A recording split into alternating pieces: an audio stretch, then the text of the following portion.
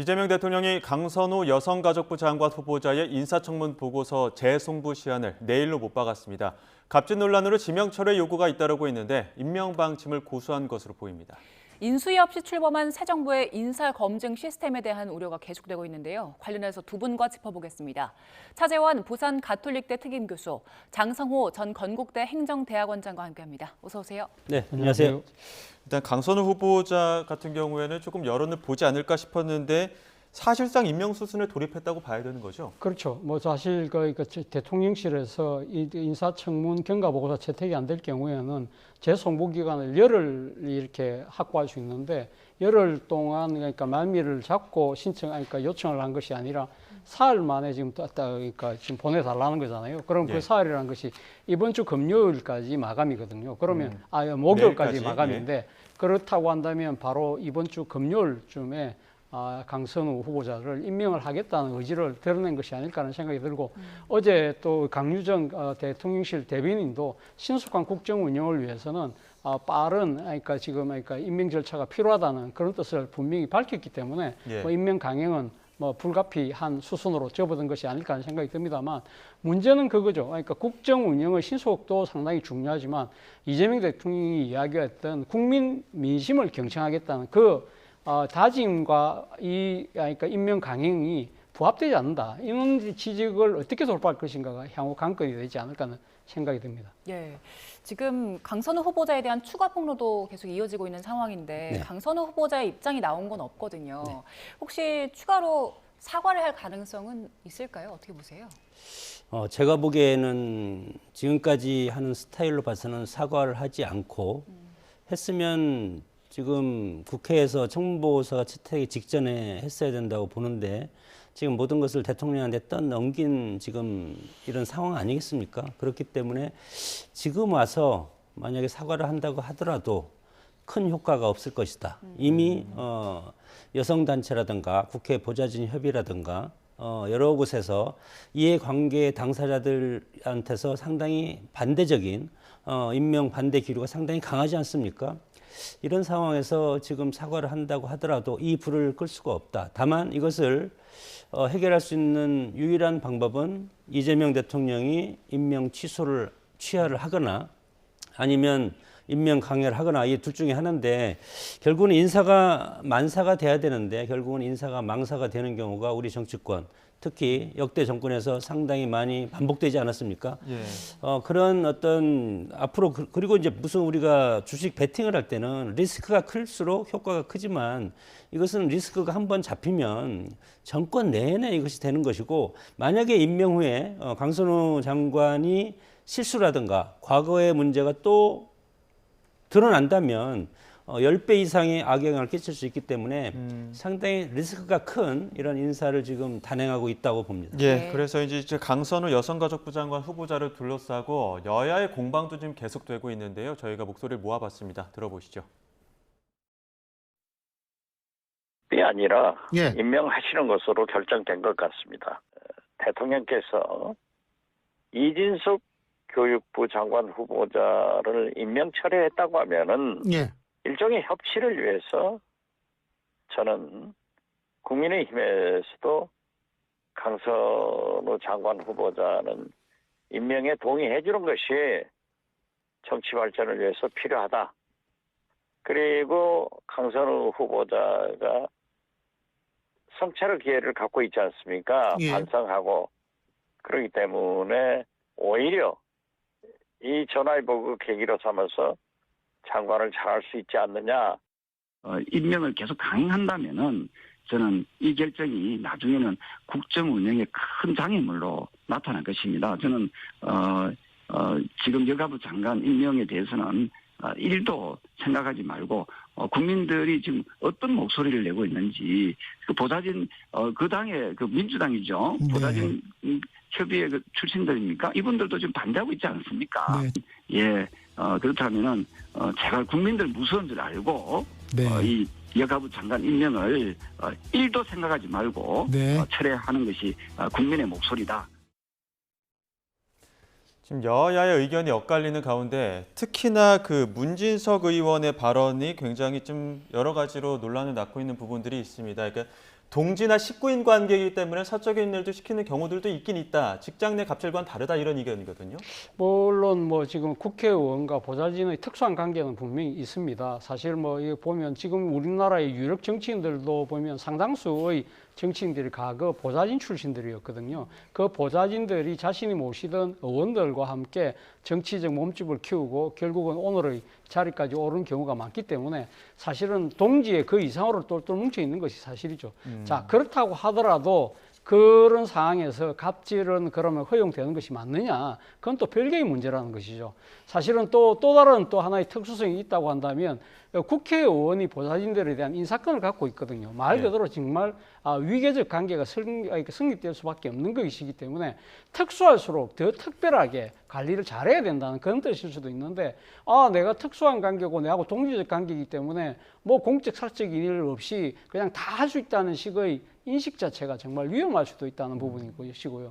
그리고 무엇보다도 이 부분에 대해서 민주당의 보좌진들이 상당히 반발하고 있지 않습니까? 네. 그런 상황에서 이 강선호 후보자에 대한 임명 강행이 현실화될 경우에는 아마 민주당 보좌진들 스스로도 상당히 힘이 빠질 수밖에 없는 우리가 뭘 믿고 우리가 일을 할 수 있을까 이런 생각들 그런 것들이 상당히 알게 모르게 민주당한테는 상당히 데미지가 되지 않을까 하는 생각이 들고요. 무엇보다도 더 중요한 부분은 사실은 이번 이 이재명 정부 출범에 앞서 말씀하신 것처럼 이 인수위가 없이 시작된 것이기 때문에 상당히 후보자들을 검증하고 이런 부분들이 상당히 조금 힘들 수 있지만 그럴수록 그러니까 급할수록 돌아간다는 말처럼 저는 인사 시스템을 새로 점검을 해서 이런 부분들이 재발되지 않도록 저는 이런 제도적 정비를 하는 것도 좀 필요하다. 예를 들면 과거 정부가 했던 인사수석 같은 그런 제도를 한번 또 검토를 하는 것도 저는 하나의 답이 아닐까 하는 생각이 듭니다. 네. 예. 말씀하신 대로 좀 문진석 의원 발언 대해서 이소영 의원도 여당 내에서도 이제 반발의 목소리가 나오고 있고 그런 상황인데 그 정영애 전 장관이요 폭로를 했잖아요. 네. 그런데 이게 알고 보니까 그 강선우 장관 후보자 청문회 전날에 민주당 의원들에게 문자를 통해서 전달이 됐는데 민주당 측에서는 별다른 답이 없었다 이런 보도가 나왔더라고요. 일단 그 당시 정황에 대해서는 어떻게 보고 계세요? 뭐 그걸 떠나서 일단 정영애 전 장관이 그렇게 SNS 페북이라든가 아니면 카카오톡 방이죠. 그런데 그런 것들을 올렸다는 것은 이만큼 강선우 전 여가부장 강선우 전 여가부 장관이 아니고 후보자고요. 후보자. 지금 이게 정영애 전 장관이 이제 관련된 이야기를 했었죠. 네네. 그래서 그렇게 얘기를 한 것은 강선우 후보자가 여가부 장관의 자격이 없다는 걸로 왜냐하면 갑질의 연장선 아니겠습니까? 그리고 30% 징벌적 삭감이라는 것은 국회에서 예산 삭감을 많이 하지만 징벌적이라는 말은 통상 들어가지 않습니다. 그리고 문재인 정부 때 강선우 의원이 상임위에서 징벌이라고 얘기하는 것은 상당히 보복이라는 뜻이라고 생각이 들기 때문에 그렇게 해석해야 되지 않겠습니까? 그렇기 때문에 정영애 전 장관이 왜 하필 이 시점에서 이런 것들을 어차피 카톡이라든가 뭐 어떤 SNS로 이것을 나타내는 것은 결국은 다 퍼지게 돼 있습니다. 네. 그런 것은 결국은 강선우 후보자가 여가부 장관으로서의 자격이 없다. 그런 것에 마지막 방점을 찍은 것이 아닌가 상당히 생각이 듭니다. 이제 앞서 차 교수님께서는 그러니까 인사 시스템 다시 한번 급할수록 돌아가는 면에서 네. 좀 봐야 된다 말씀하셨는데 그 송기호 국정상황실장이 경제비서관으로 한 달 만에 네. 보직 이동하지 않았습니까? 맞습니다. 이 부분도 좀 문제가 있다고 보십니까? 일단 경질은 아니라고 이야기는 합니다만 사실 국정상황실장이 어떻게 보면 대통령실의 가장 어떻게 보면 가장 중요한 자리일 수가 있는 것이거든요. 그러니까 이 국정원과 네, 교수님, 저희는 전국 대담 이어가겠습니다. 앞서 송기호 실장 이야기를 하고 있었는데 그 보직 이동한 부분에 대해서 혹시 추가로 설명해 주실 부분 있을까요? 앞서 제가 잠깐 언급하다가 말았습니다만 국정상황실장 자리가 상당히 그러니까 중요한 자리라는 부분인데 앞서 잠깐 언급했습니다만 국정원과 검찰, 경찰의 정보를 다 총괄을 해서 대통령이 직고하는 자리거든요. 말 그대로 대통령이 눈과 귀가 되는 그런 자리이기 때문에 사실 대통령의 소위 말하는 복심이라고 하는 그런 최측근들이 그 자리를 앉았죠. 대표적으로 노무현 정부 때는 이광재, 그리고 그 문재인 정부 때는 윤건영, 이런 분들이 다 국정상황실장을 했잖아요. 그런데 이 송기호 실장 같은 경우는 이재명 대통령하고 그렇게 복심이라고 알려지지는 않았어요. 그리고 또 하나는 사실 국정상황실장은 정무적 판단 능력이 상당히 탁월해야 돼요. 그런데 송기호 실장 같은 경우는 이 통상 전문가로만 알려졌잖아요. 그렇기 때문에 그 자리에 처음 보임됐을 때 고개를 갸웃거리는 분들이 꽤 많았거든요. 그래서 이번에 지금 옮겨가는 자리가 국가안보실에 지금 그러니까 경제비서관, 안보비서관, 그러니까 경제 관련된 비서관 자리이기 때문에 아마 통상을 담당하는 자리로 가는데 저는 뭐 이런 부분들이 그러니까 이 제자리를 찾아가는 것이 아닐까 하는 생각이 들고요. 그리고 이제 이 지금 후임으로 이제 이 발탁된 분이 전직 의원이잖아요. 김정우 의원인데 아마 김정우 의원은 국회의원을 했기 때문에 조달청장까지도 하고 제가 이게 이 경제 관료이기 때문에 나름대로 이 정치에 판단을 할 수 있는 능력 이런 부분들을 아마 고려한 것이 아닐까라는 생각이 듭니다. 예. 자, 저희는 국민의힘 이야기를 좀 해보겠습니다. 국민의힘에서 의총을 오늘 진행하는데 의총에서 그 윤희숙 혁신위원장의 혁신안에 대해서 논의를 할 겁니다. 여기에 대해서 의원들이 어떻게 받아들일까요? 그 원안대로 그대로 갈 수 있을까요? 지난번에 간담회 때 그 윤희숙 혁신위원장이 뭐 무슨 말을 하지 않았습니까? 비공개할 때 그 문매를 맞았다. 그렇죠. 방송 용어는 아니지만 집단으로 문매를 맞았다 정도로 이제 순화할 수 있죠. 예, 뭐 그런 말을 했기 때문에 네. 지금 당의 분위기를 봐서라도 그리고 이미 지금 전대 후보들이 출마 선언을 하고 있습니다.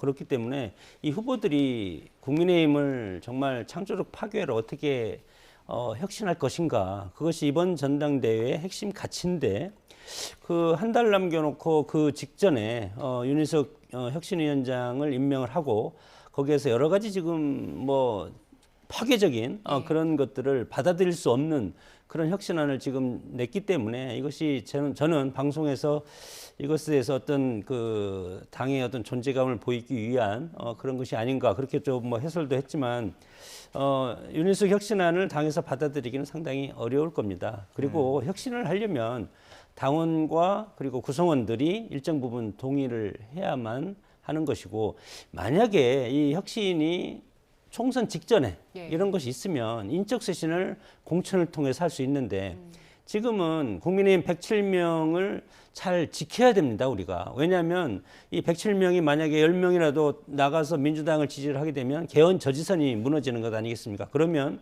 야당의 역할을 거의 할 수가 없는 지경에까지 가기 때문에 혁신이라는 것은 당원들이 여러 가지 동의하는 그런 범주 내에서 해야 되는 것이고 지금은 국민의힘 그리고 보수 세력이 저는 결집을 해야 될 때라고 봅니다. 예, 근데 장 교수님 말씀처럼 순화해 주신 용어로 이제 집단 문매라고 표현을 하겠습니다. 만약에 이번에도 이제 의총 끝나고 나면 윤희숙 위원장 어떤 이야기를 할까요? 뭐 결국 예상했던 대로다는 이야기를 하지 않을까요? 혹시나가 역시나가 됐다는 표현을 쓸 가능성이 저는 상당히 높다고 봅니다. 어제 뭐 윤희숙 위원장이 여러 언론 매체에 나와서도 하는 이야기가 별로 그렇게 그러니까 낙관적으로 평가를 하지 않더라고요. 예. 본인도 상당히 혁신위의 그러니까 이제 역할이 그걸 관철하기보다는 일종의 아젠다를 던져서 그것이 다음번 전당대회에 아주 중요한 핵심, 그러니까 의제가 되는 이런 부분 정도만 해도 저는 충분히 성공했다는 식의 이야기를 하는 걸 보니까 이번에 관철될 거라고 생각하지 않는 것 같아요. 사실은 출범할 때부터 한계가 있었던 것이죠. 왜냐하면 사실 뭐 지금 비대위가 지금 어떻게 보면 과도기 체제의 체제잖아요. 예. 그런 상황에서 당의 여러 가지 그 완전한 뭐 인적 쇄신까지 갈 수 있는 그러한 안을 추진할 수 있는 정치적 그러니까 정당성과 정통성이 없었다는 것이죠. 예. 말 그대로 아까 윤희숙 위원장의 기대대로 이 지금 혁신이라는 그러니까 아젠다를 이번 전당대회에 뚜렷한 그런 하나의 과제로 삼아서 혁신 전당대회가 된다고 한다면 저는 윤희숙 위원장이 할 일을 다 했다는 생각이 듭니다만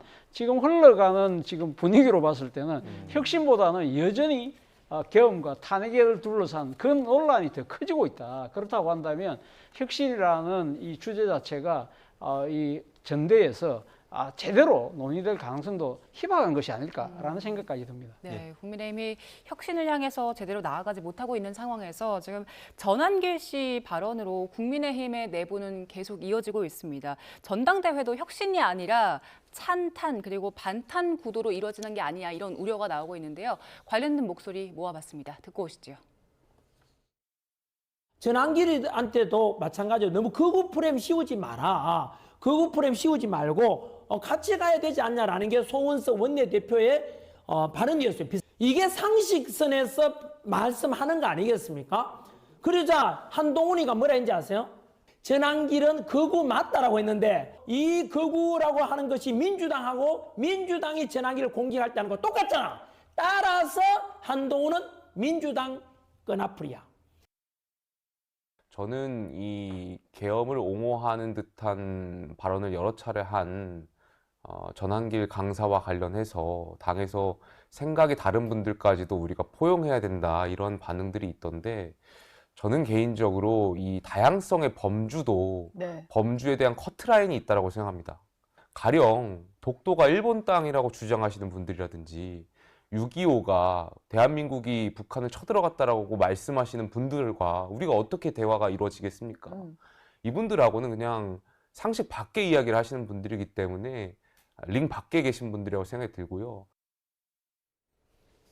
네, 전환길 강사의 이런 발언에 지금 국민의힘 쪽에서도 징계 가능성을 시사하고 있는 상황입니다. 송원석 원내대표가 서울시장의 전환길 씨 발언을 좀 검토해라 이렇게 지시를 내렸는데 만약에 검토를 하고 문제가 생긴다면 어떤 조치가 가능합니까?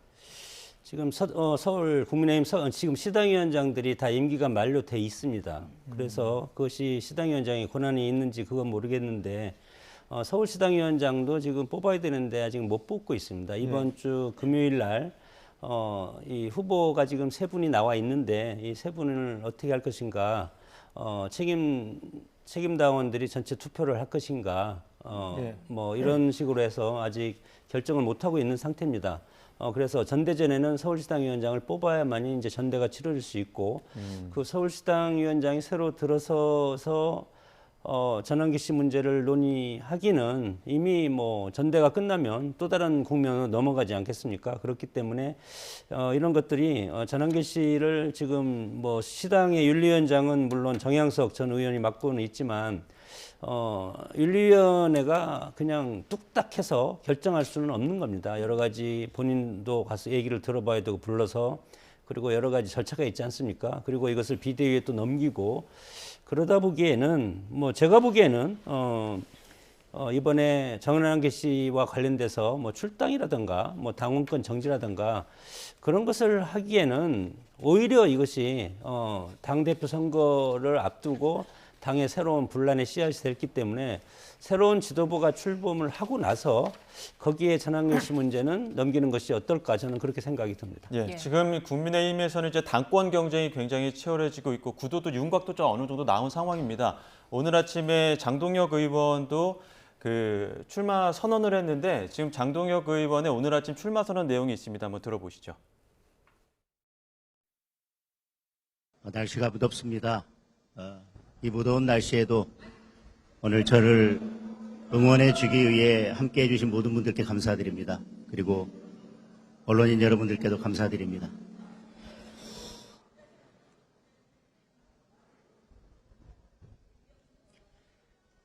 존경하는 국민 여러분, 사랑하는 당원 동지 여러분, 저는 국민의힘 전당대회에 당대표 후보로 출마하겠습니다. 보수의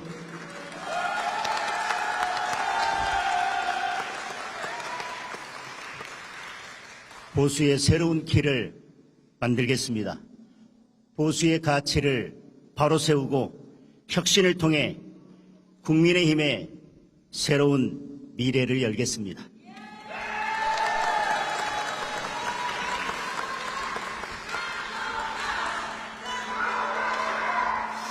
국민의힘을 하나로 모아 이기는 정당으로 만들겠습니다. 혁신은 탄핵의 바다가 아니라 계엄의 원인에서 시작되어야 합니다. 탄핵의 바다를 건너자는 말은 더불어민주당이 만든 보수 괴멸의 프레임에 동조하는 것입니다.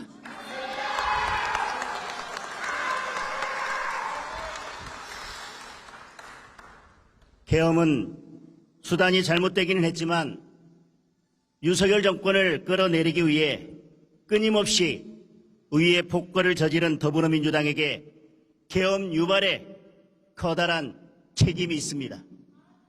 그리고 의회 폭거를 저지르는 더불어민주당과는 제대로 싸우지 못하고 내부 총질만 일삼았던 국민의힘에게도 계엄 유발에 나머지 책임이 있습니다.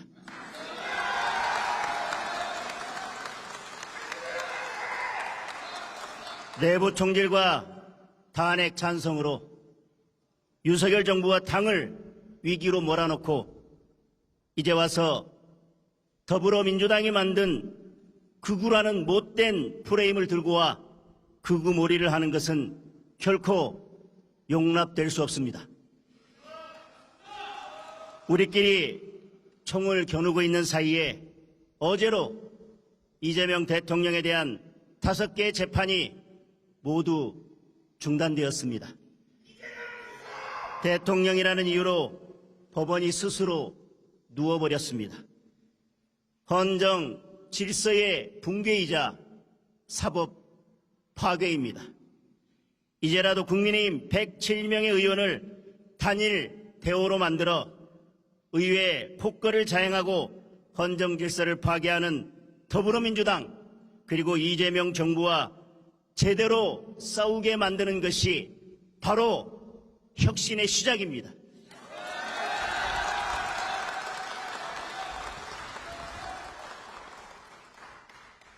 대한민국 헌법 정신 장동혁 의원, 대표적인 반탄파 쪽 의원인데 비슷한 취지의 이야기를 했습니다. 한동훈 전 대표와는 러닝메이트였었잖아요. 지금 만약에 한동훈 전 대표도 나오게 되면 다시 경쟁 구도가 되는 겁니까?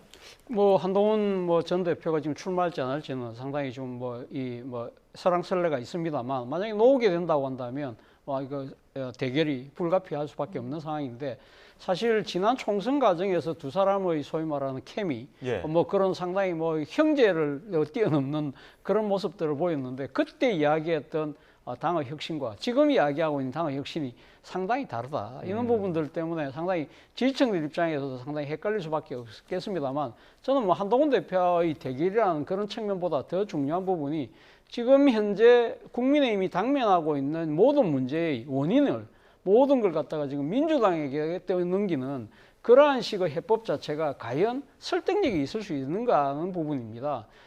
이 본인 입장에서는 계엄의 원인부터 찾아야 된다는 식으로 이야기를 하면서 계엄을 유발한 것이 민주당이라고 이야기는 하지만 그러나 그 이전에 윤석열 정권의 전횡과 그러니까 독단 이런 부분들에 대한 민심이 상당히 돌았었던 그런 부분들을 왜 보지 않고 있는지 좀 답답하다는 생각이 들고요. 이런 식의 지향점을 갖고는 물론 이 야당으로서의 선명성과 야성은 찾을 수 있을지 몰라도 민심을 찾기는 어렵지 않을까라는 생각이 듭니다. 예. 자, 저희는 이제 특검 얘기를 좀 해보겠습니다. 먼저 내란 특검 얘기를 해볼 텐데 내란 특검에서 드론 사령부가 작성한 문건, 숙달 비행 훈련 문건이라는 문건에 대해서 이게 허위일 수도 있다. 그러니까 북한의 무인기 공격을 덮기 위해서 허위로 문건을 작성했다 이렇게 보고 있는데 구체적으로 이게 어떤 내용입니까? 글쎄요, 이런 것에 대해서 어떻게 허위로 작성할 수 있을지. 왜냐하면 지금 내란 특검, 차상비 특검 이미 특검이 많이 진행되고 있지 않습니까? 거기에서 사령관들이 많은 부분 지금 20여 명이 구속이 돼서 수사를 받고 있고 그런 상황에서 이 문건을 작성하는 것은 실질적으로는 병사들이 합니다.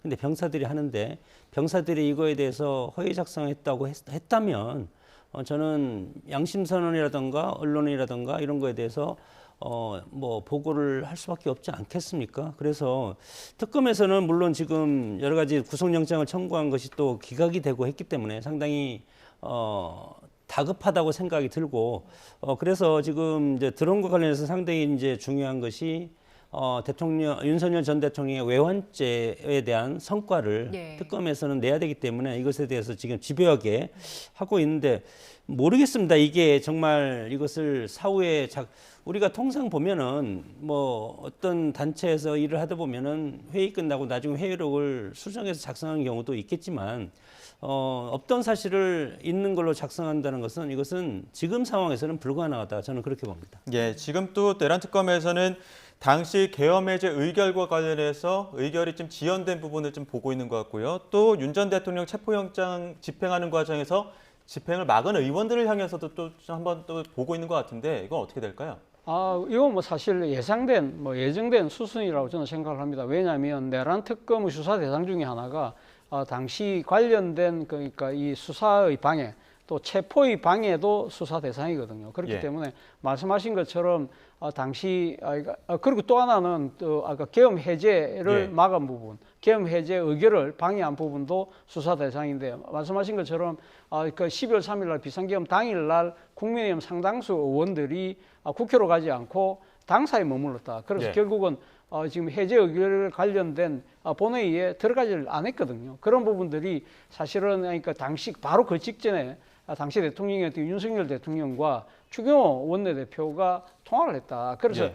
두 사람의 그런 논의 끝에 만약에 그런 일이 실제 벌어졌다고 한다면 저는 아마 추경호 원내대표의 책임도 상당히 크지 않을까 하는 생각이 들고 또 아울러서 당시 공수처가 발부받은 체포영장의 집행 때 관저로 몰려갔던 약 50여 명의 국민의힘 의원들도 뭐 자신들 말로는 뭐 우리가 정문을 막은 것도 아니고 적극적으로 행동하지 않았다고는 이야기하지만 그러나 헌법기관이잖아요. 헌법기관이 한 명도 아니고 거의 45명, 거의 50명 가까이가 가서 거기서 일종의 정치적 위력 시위를 했다는 그 자체도 그러니까 공무를 집행하는 이 경찰과 공수처의 입장에서는 상당히 좀 위압적으로 느껴질 수밖에 없는 것이거든요. 예. 그런 부분들에 대해서도 특검이 분명하게 이 법 위반 여부를 아마 꼼꼼히 그러니까 살펴보고 수사하지 않을까 하는 생각이 듭니다. 예.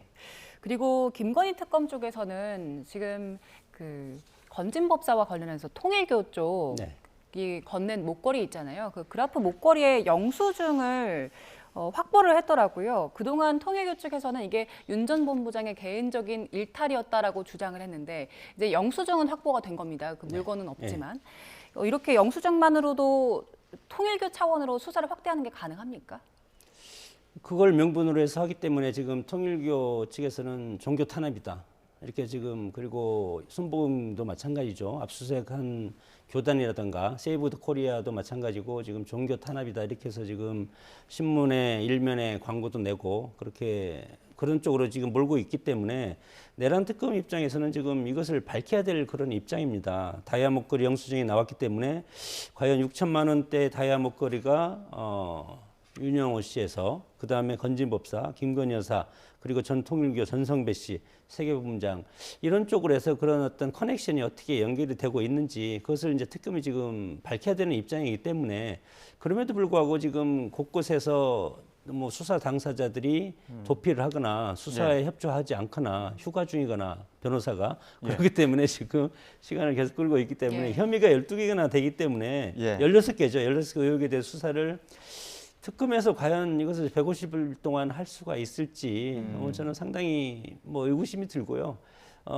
그럼에도 불구하고 결국은 이것을 지금 특검 입장에서는 결과를 내놔야 되기 때문에 상당히 특검이 오히려 더 조급한 상황이 아닌가 생각이 듭니다. 근데 이거 윤 전 본부장이 이제 목걸이를 건넨 것으로 이제 개인 일탈이라고 보는 게 통일교 측 주장인데 그 영수증이 통일교에서 발견이 돼서 그건 또 연관성이 있는 거 아닙니까? 그렇죠. 바로 그 때문에 지금 사실 그러니까 윤 전 본부장 쪽에서 하는 이야기가 왜 그 영수증이 거기 있겠느냐. 그렇기 때문에 사실 그러니까 자신의 개인적인 일탈이라고 이야기하는 것이 잘못된 것이다. 결국은 그러니까 이 통일교 측에서 그러니까 윤 전 본부장을 일종의 꼬리 자르게 하는 식으로 하고 있는 것이다.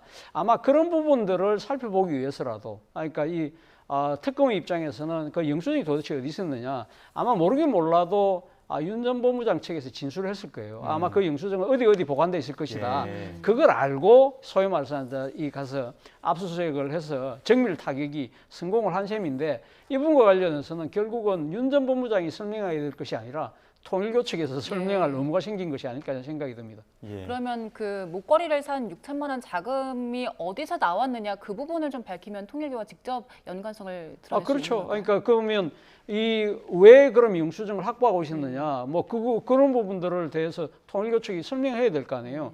그리고 또 하나는 지금 특검 측에서 통일교의 회계 자료들을 지금 다 확보를 했다고 하거든요. 예. 그러면 지금 그때 당시 목걸이를 산 당시의 이제 돈의 입출금 내역을 나름대로 살펴보면 어느 정도 그 뭉칫돈이 6천만 원이라는 뭉칫돈이 만약에 나가는 그 시기가 그 산 시기하고 겹친다고 한다면 예. 그거는 뭐 통일교 쪽에서 상당히 하나 이 부분을 그러니까 나름대로 소명하기가 쉽지 않은 그런 상황에 처할 가능성도 있지 않을까 하는 생각이 듭니다. 예, 좀 집사 게이트 관련된 이야기도 해보겠습니다. 김건희 특검에서는 오늘 그 집사로 알려진 김예성 씨의 배우자도 오늘 또 소환 조사 시작을 했고요. 네네. 이종호 전 대표도 그제 이어서 오늘 또 소환 조사한다고 하는데 어떤 이야기도 좀 나오게 될까요? 글쎄 핵심적인 것은 지금 투자금이 184억 원인데 184억 원이죠. 예, 184억 원인데 예. 여기에서 46억 원의 지분 세탁 부분이 제일 중요합니다. 그래서 김혜성 씨가 지금 해외에 있기 때문에 그 아내를 대신 불러서 이것이 수사기법상 맞는 건지 저는 모르겠습니다. 네. 뭐 부인을 부른다고 하더라도 부인이 그것에 대해서 진술을 할 가능성은 전혀 없는데 이것도 마찬가지로 외국에 있으면 그것을 어떤 국제사법 공조라든가 이런 걸 통해서 빨리 불러들이는 것이 저는 옳다고 보는데 부인이 이것에 대해서 또 뭐 알아도 혹시 안다고 할 수도 없을 것이고 그런 상황에서 과연 이 46억의 행방 투자금의 4분의 1 규모지 않습니까? 그렇기 때문에 이것이 김건희 여사 측에 흘러갔을 것이다. 그것을 이제 규명하기 위한 지금 특검 김건희 집사라고 하는 그런 부분을 규명을 해야 되는데 본인이 외국에 있기 때문에 네. 이것도 또한 수사가 난항으로 끝날 가능성이 상당히 크다고 봅니다. 예. 그런데 집사의 배우자 그 정모 씨가 이노베스트 유일한 사내 이사기 때문에 특검팀 네. 쪽에서는 지금 정 씨도 집사 게이트 공범일 수 있다 이렇게 보고 있는 것 그렇죠. 같아요. 뭐 일단 아마 제 생각에는 참고인으로 아마 소환을 하더라도 아마 이 수사하는 과정에서 피의자로 신분 전환을 할 가능성이 좀 높지 않을까 생각이 듭니다. 물론 뭐 자신의 남편이 모든 걸 다 했다고 하지만 이 지금 그 아내가 사실 유일한 이사예요. 그렇다고 한다면 그냥 그 이름만 올려놓은 것인지 아니면 뭐 이사라고 등재할 정도가 된다고 한다면 그 이 당시의 투자금을 모을 때의 상황을 나름대로 파악하고 있을 가능성이 높다고 아마 특검 볼 거예요. 그렇기 때문에 그와 관련된 또 정황 증거나 또 관련된 정언들을 확보하고 있는 상황이기 때문에 상당히 강도 높은 저는 그러니까 수사를 할 가능성이 높다는 생각이 들고요. 아울러서 자신의 남편이 먼저 도주를 하고 난 뒤에 애들이 또 뒤에 또 나갔다고 그러잖아요. 예. 그렇다고 한다면 이 사실은 아내도 애들을 보낼 정도가 한다면 남편과 상당한 이렇게 공모하에서 모든 것들이 진행되고 있는 정황으로 볼 수가 있는 것이거든요. 그렇다고 하면 그런 부분들을 상당히 강하게 추궁하면서 한편으로는 빨리 이 남편이 들어오는 것이 당신에게도 당신 가족에게 다 좋다는 식의 아마 설득도 병행하지 않을까 하는 생각이 듭니다. 예, 알겠습니다. 여기까지 듣겠습니다. 지금까지 차재원 부산가톨릭대 특임교수, 장성호 전 건국대 행정대학원장 두 분과 함께했습니다. 고맙습니다. 고맙습니다.